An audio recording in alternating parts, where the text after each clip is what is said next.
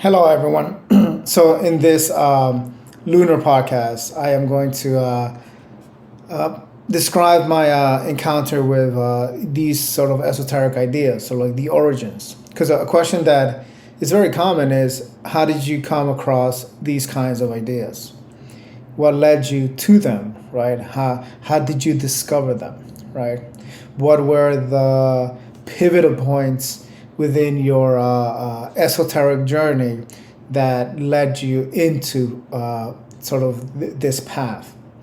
And everyone that is into these kinds of ideas, into esoteric philosophy, always gets asked that question because it is a very interesting question. What led you into this, right? Um, it's kind of like people who are vegetarian. I used to be vegetarian. Now I am kind of like a part-time vegetarian. But I always get asked, like, what made you become vegetarian, right? So it's the same way with esoteric ideas, right? What led you into this? So my first encounter was with, I think, Manly P. Hall, and I think he's definitely a figure that has been influential and will continue to influence, in particularly Western culture, right? So for those who are not born into a family system of like magic or spirituality, Manly P. Hall is definitely someone that is present within the mainstream, kind of like the borders of the mainstream culture, right? He's like the poster boy of the occult world, right? So he's definitely, like, I think, the first guy that you meet, right? And my first encounter with his work was his lectures. I found his lectures on online on YouTube, his recordings, and they were very stimulating, right? I will listen to them, and they will stimulate what now I call the subconscious, the mind, right? Just like when you listen to music, right? Music, it hits you at a deeper level, and it starts moving the waters, and then you start seeing all these images.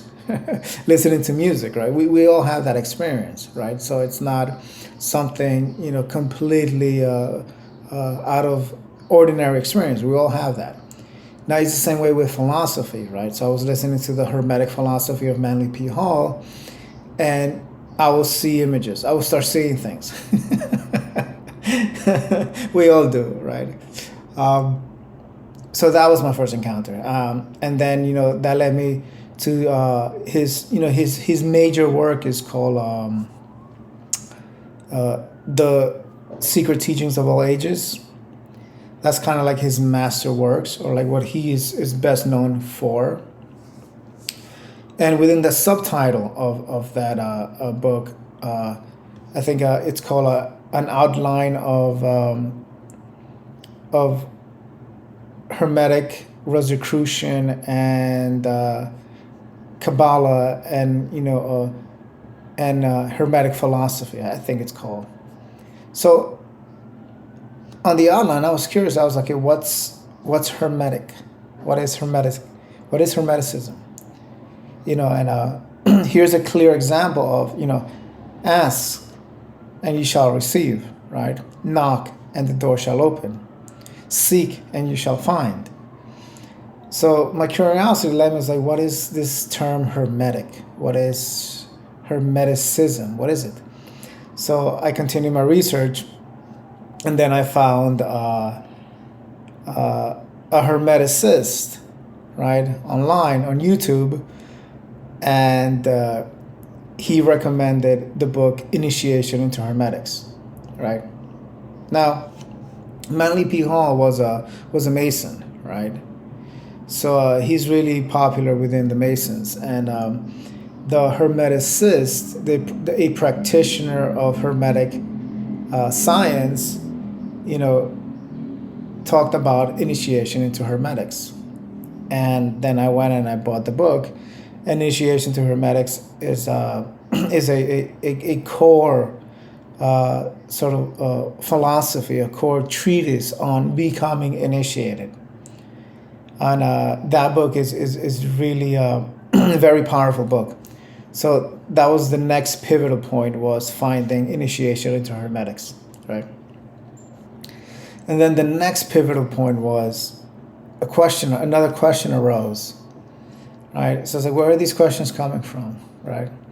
So here is proof, at least in my opinion, of guardian angels. There are guardian angels out there. We all have them. And they're the ones that are saying, hey, seek this, go look for this question in your search engine. Look for Christian Hermeticism, right? So it just came to me, right? like a whisper.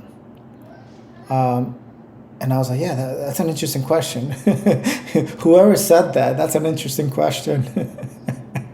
So I went onto Google and I typed Christian Hermeticism, right? My main search engine. And I found Meditations on the Tarot, a journey into Christian Hermeticism, which I have right here, right? This is the new cover, the new version. And that was the next sort of catalyst, the next turning point into not only the studies and practices of Hermeticism, but how they are overlaid within Christianity, and also how they connect to the Egyptian mysteries. So that was a pivotal point right there. So I think that was the third pivotal point, is finding that book. Now in between there, I found other authors like Rudolf Steiner, Carl Jung, and many other Hermetic philosophers, and various other traditions. Buddhism, right? Along my journey, I also became very well acquainted with Buddhism. But I think as far as what were the main pivotal points, I think those are the sort of main three. First was finding the lectures of Manly P. Hall, which led me to searching what Hermetic philosophy is. And through that, I found a book called Initiation to Hermetics, which is an initiation text, a no-nonsense, serious initiation text, something that you will find in the caves in Egypt, right? And then from there, I kind of pondered the question, what is Christian Hermeticism? And then I found Meditations on the Tarot. And so now I feel compelled to be an ambassador of this particular sort of magical book, right? And this is the book that I am using as a core text to teach Hermetic philosophy, magic. And I am developing a series on this particular system, which is an initiation system, and it covers pretty much everything. So, in conclusion, I just wanted to sort of answer the question as to how I came across these kinds of esoteric ideas and what were the pivotal points.